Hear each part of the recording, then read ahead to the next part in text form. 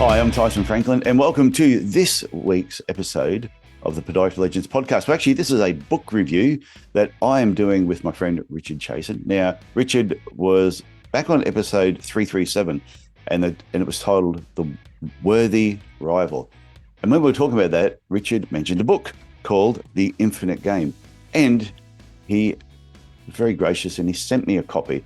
When I got the book and I had a look through it, I said, Richard, we should do a book review on this. And we thought it'd be a fantastic way for people to start the new year, get this book and actually have a read of it. So, Richard, how are you doing today?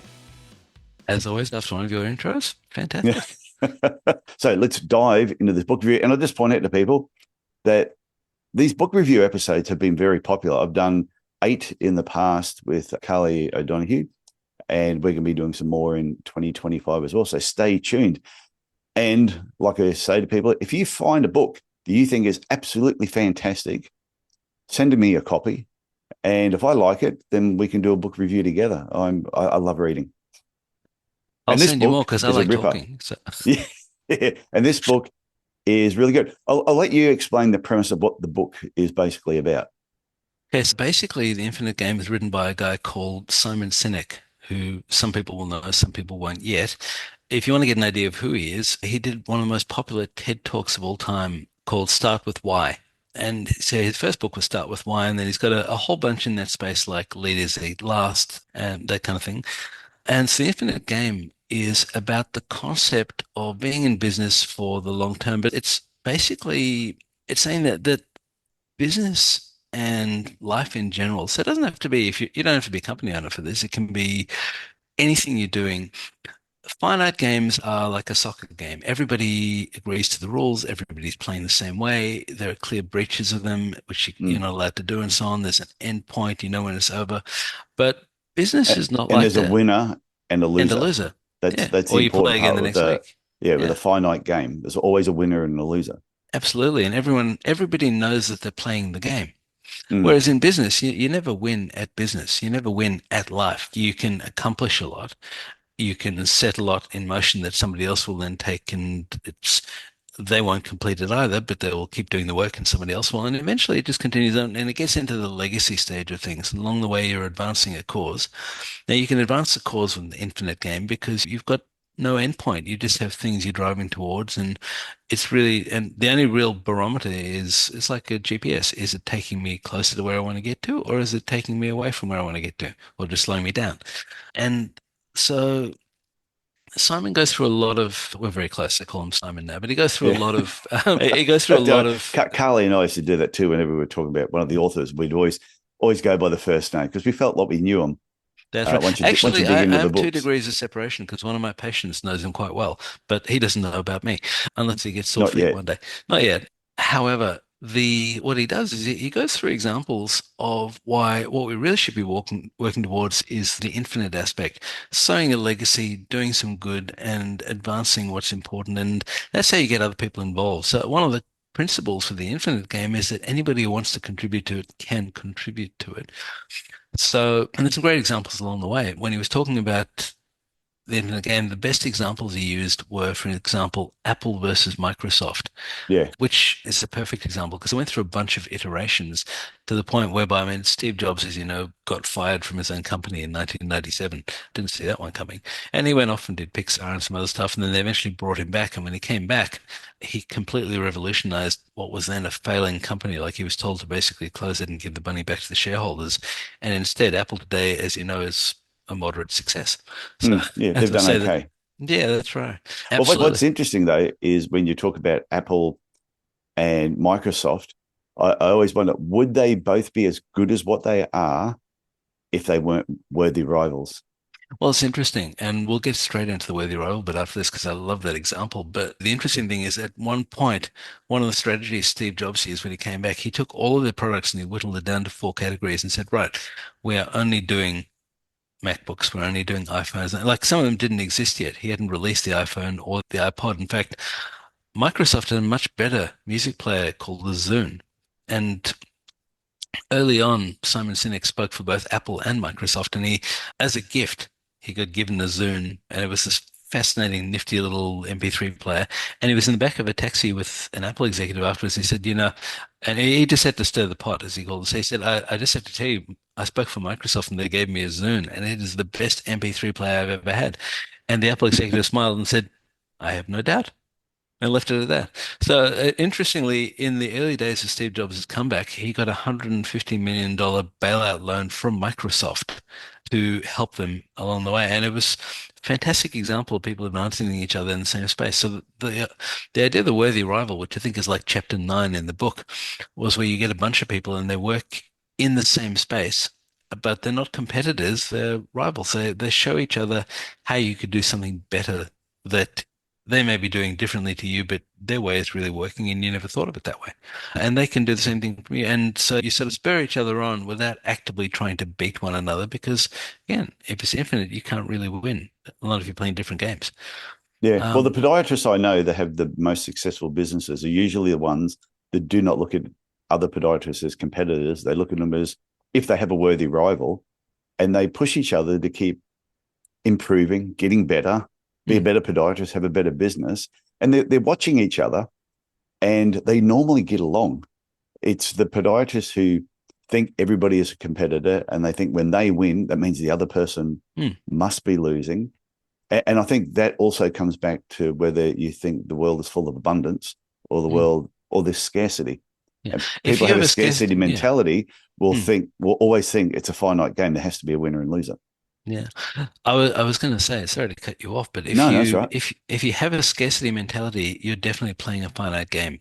Mm, You're looking at the balance sheet, and if you're better than last year, then you're better, and if you're worse than last year, and people with finite mentality would have struggled in COVID because they would have said, "Well, our turnover is down."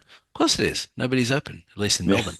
But having said that, if you had an infinite game, if you had an infinite mentality, what you might have done is said, "Okay, we can't see as many patients, so we will get by financially. But what we will do is we'll use the time to build our systems. We'll use the time to shore up the things that we don't have time to do normally so that when we come out of this, we will be coming out of it at a much stronger level and we'll be able to advance things. And so when we can get staff back in the office and we can train new staff, suddenly we have all the resources we didn't have before because we've taken the time to create them. So if you if you just I mean, if you're an athlete, if you're training for the sake of training, then there's no problem. If you're training Mm. for an event, after the event, you crash, you stop running, you put on weight, etc. It's just you don't need to do it anymore.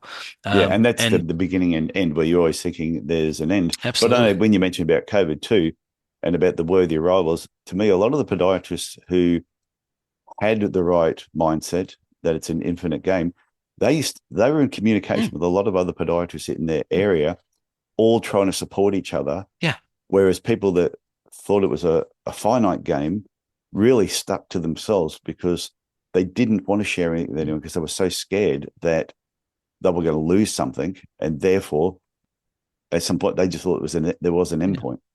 About 200 episodes ago, we were talking about karate, and there is the number of people I've seen where they get to a black belt, which Mm, is a color, and then, but in Japanese, you would never see black belt. You would say shodan, which means first step, and it goes on through second, third, fourth, and that. Or people degrees, a dance, and so on. But the number of people I saw who got to that and thought, okay, I've reached the end, and then they quit. yeah, Whereas usually it's called first step because you say, great, you've gotten this far, you've finished with the basics. Now it's worth teaching you something important. And it's the same in early on in the book, Robert McNamara, who's the Secretary of Defense for the US in the Vietnam War. Now, an interesting point he made that I didn't know was that the Americans actually won most of the battles in the Vietnam War. You wouldn't have known that, would you? no, And yet they lost the war. In the end, the attrition and the time was just too much in public opinion. Eventually they left, having not fulfilled their goals. And he met up with his Vietnamese counterpart, General Nguyen, who said to him, what right did you have to enter a war and know so little about your enemy? We've been fighting the Chinese for 1,000 years. What did you think you were going to do in 10? Uh, yeah, and that's the truth. They said, look, that's great, but for you, it was about numbers and battles, and for us, it was the People's War. We were fighting the great enemy, and everybody was involved because of that. And that's how we're still there, and you're not. yeah. Um, They didn't look at it that we were gonna no, that it was a finite game that there's going to be a yeah, winner and loser. They were in the infinite game, Yeah. where they were just But going for yeah, as long as absolutely. life would take it. Yeah. Yeah. And there was a thing because, I mean, it's by making it the people's war, they were actually doing what was in chapter 2 of the book, which is they were advancing a just cause. There was a great example of the siege of Leningrad that he used of Nikolai Vavilov. Do you remember the story? He was the guy who was the food scientist. So a lot of people have heard of the Svalbard seed bank in the far Arctic Circle, but Yeah. this is the first example where Vavilov was a bioscientist and he was trying to preserve food and food sources in case something catastrophic happened to the world. So the siege of Leningrad, a lot of people died of famine. Now, unbeknownst to them, in this unmarked building in the middle of town was this massive supply of potatoes and other crops and seeds and things like that. Mm. And these scientists, most of them include, most of them died of starvation in the building where they were keeping these things because they were trying to preserve it so humanity would have a food source again. And that meant that even though they had like sacks of the things and they could have had some personal nutrition, they didn't know how long the siege was going to last. They didn't know if anyone would survive. And they said, well, we can't destroy this work because humanity will have nothing then. So they actually died of starvation with full warehouses full of food because it was too important to them that the work continued on afterwards. Yeah. Um, That's the just cause where the future yeah, orientated and it's going way beyond them right there and absolutely. now. It's going, and that even in business, it goes beyond the profits of the Yeah. business. So one of the other things that stood out to me in the book was when they were talking about building trusting teams, which Mm. was chapter 7. And they use the Navy SEALs as a I perfect love that example. example. Yeah. But they're saying like successful, like infinite-minded leaders, I've got this written down, create environments where people feel safe to be vulnerable, which leads to higher trust and Mm. collaboration. And it's a graph. We've actually got it marked in the book. Yeah. It was context driven though, because he said, I mean, he said, you could say to anybody who's the biggest asshole in the company, and everybody would say it's that guy. Yeah. But he was when he was doing work with the SEALs, he was saying like, how do you pick the guys that go into SEAL Team 6, the best of the best? And increasingly, the guys that go in there don't look like Arnold Schwarzenegger. It's a bunch of guys who are fit and maybe stocky in that, but generally they don't even look like Jocko Willink, ironically. But I have met I met Jocko. yeah, what's he like in person? He's a beast. He must be. Yeah, I've got a photo. I've got a photo with him. This is going back a few years ago in Arizona, and we had lunch with Black him. Ops, isn't it? Yeah, Right. it was a business black ops. We had lunch with him, and he looks like when you're watching a movie, you're thinking if a Navy SEAL come Yeah. busting through the door and smashed it off the hinges, what would he look like? He would look like Jocko.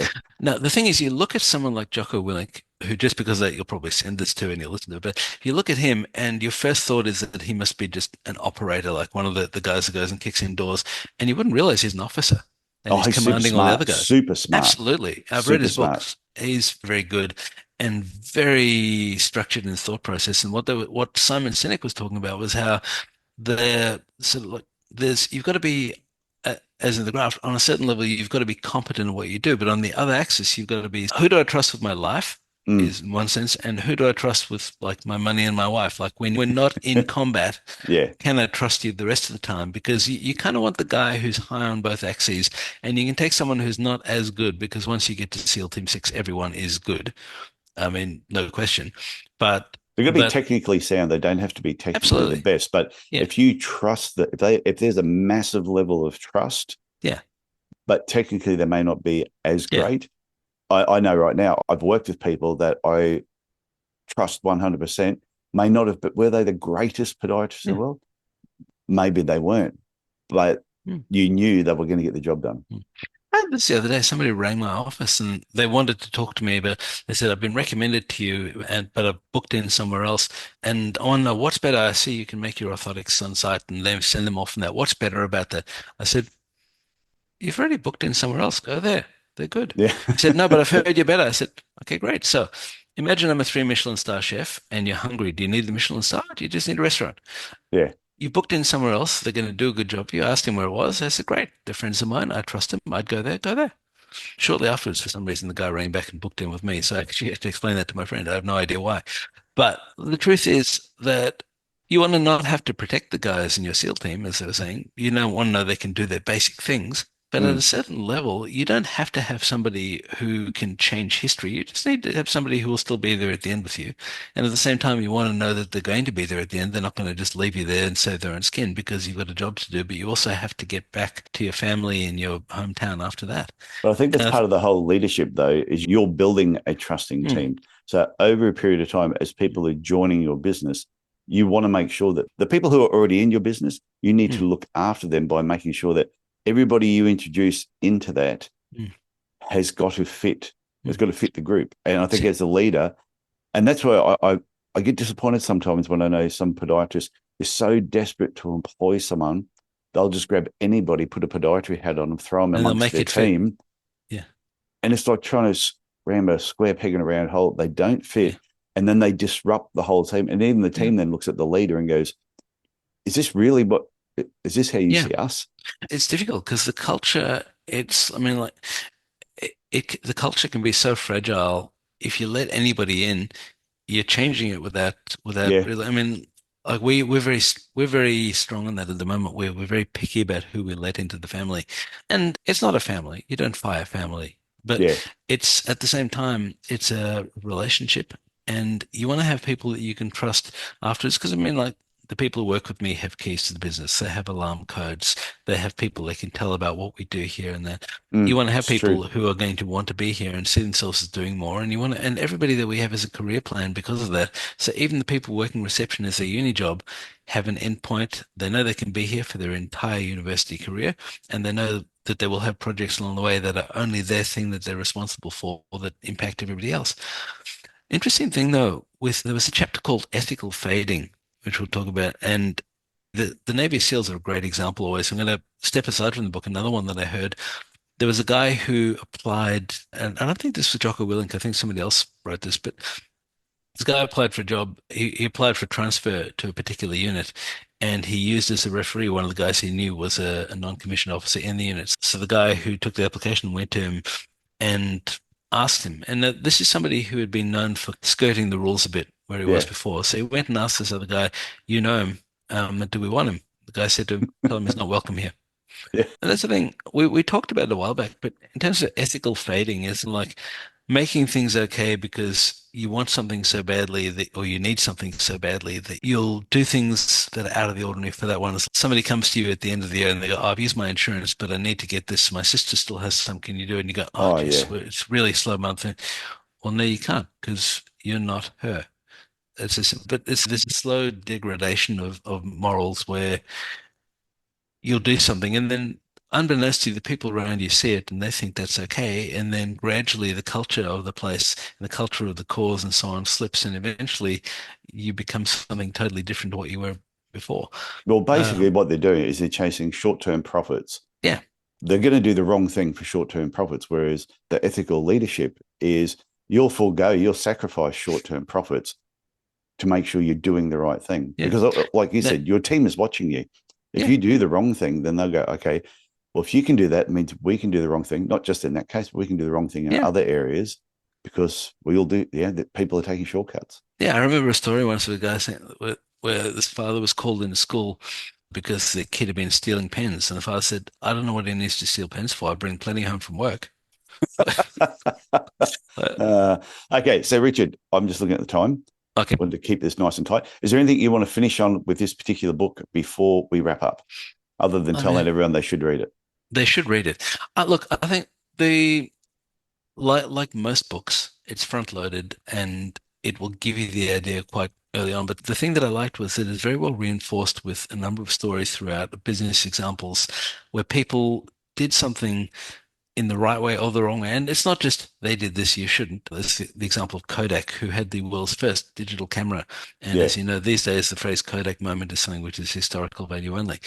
But it's like oil companies being afraid of the electric car. Eventually, change will come. So you've got a choice. You can either encourage it and embrace it and go with it and be excited by it, or you can fear it and try and hold it off as long as possible and come up with the best reasons why it'll never work. And then when it does work, eventually people will forget to ask you what you thought about the next thing. So Mm. what I would suggest is that, as we said before, nothing has ever changed as fast as it's changing now, and it's never going to change as slowly again.